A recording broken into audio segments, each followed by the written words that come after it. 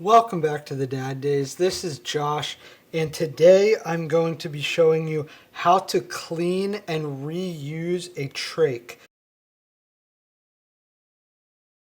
So, this day and age, with supply chain issues and everything that's going on, it's not like it used to be where medical supplies companies can just send you everything you need at any given moment.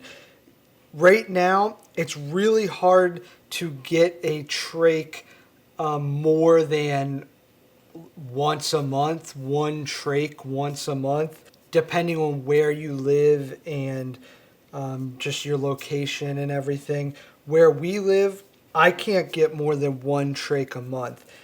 My child has a tracheostomy and a G tube, so what I'm sharing is my experience. I'm not a doctor or physician in any way or respiratory therapist or anything like that. So this is just based on my personal experience. And I'm going to be showing you how to reuse a trach by cleaning it properly.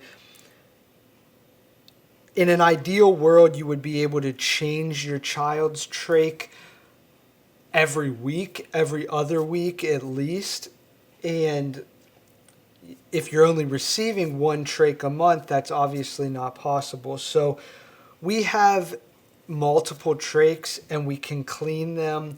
We were told when our child was still in the hospital, he spent 7-8 months in a NICU, that you could clean and reuse a trach up to 5 times. So that's what we do, and we just cycle through all of the trachs that we have. So you can get a trach cleaning kit, and that's exactly what I'll be using today. So this is the used trach. If you open your cleaning kit, or if you don't have a cleaning kit, if you use similar things, if you use sterile gloves and a sterile bowl and hydrogen peroxide, you can achieve the same thing. So first, you will open the kit and very carefully see how the gloves have the cuff right here. You just want to carefully put the gloves on, not touching too much of the outside. Again, I've done this multiple times and I know what my child can handle. So you put on the sterile gloves. Now this glove is sterile, so I'm able to touch the other glove with it. Okay. Got the gloves on. So the next thing is, it comes with a nice sheet of sterile paper that you use for drying the trach out on once you are done. So I'm going to lay that out to be able to lay the trach on to dry the trach out. The next step is I will be putting a little bit of hydrogen peroxide. You know what, I'm just going to screw the lid off. In that tub right there, and that's where the trach will go.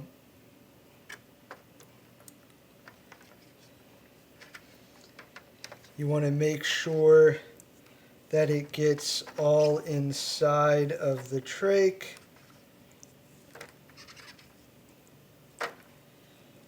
Then once you do that, at this point, you would just let it sit for 5 minutes, let it soak, and then we will come back and we will use some of the cleaning tools to clean out the trach. Okay, so after 5 minutes, I forgot to mention before, you want to also clean this, the tool that goes inside of the trach. So just leave that in the peroxide for now, but we are going to use the little brush, and just kind of scrub all the parts of the trach. Now, when you go inside of the opening, you do not want to shove this big brush the whole way through. You're really just using this to spin on the inside, just kind of brush out the inside, scrub the outside thoroughly. Take your time and really scrub it down and clean it.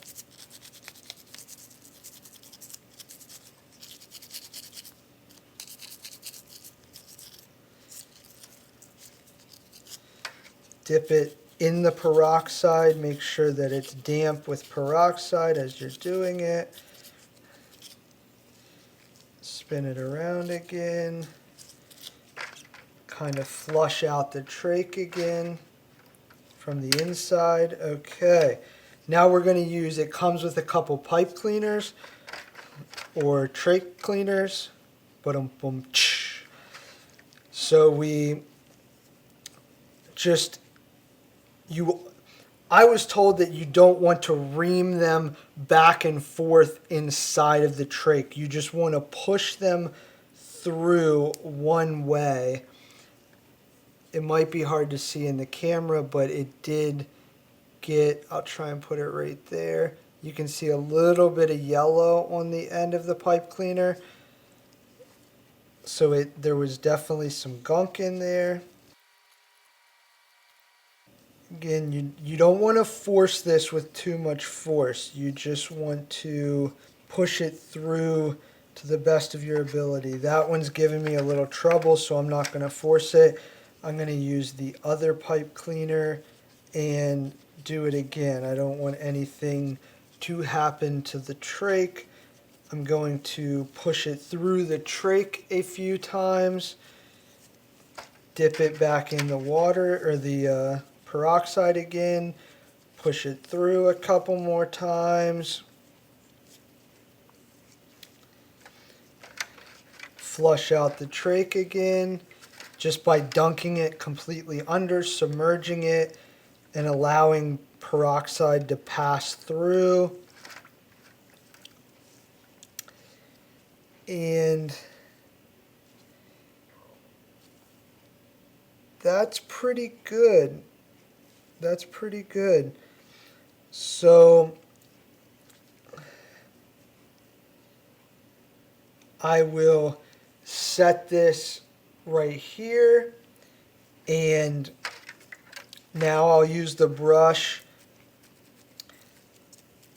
and brush the little tool that goes inside of the trach to make it more firm in case of an emergency or when you're installing it originally.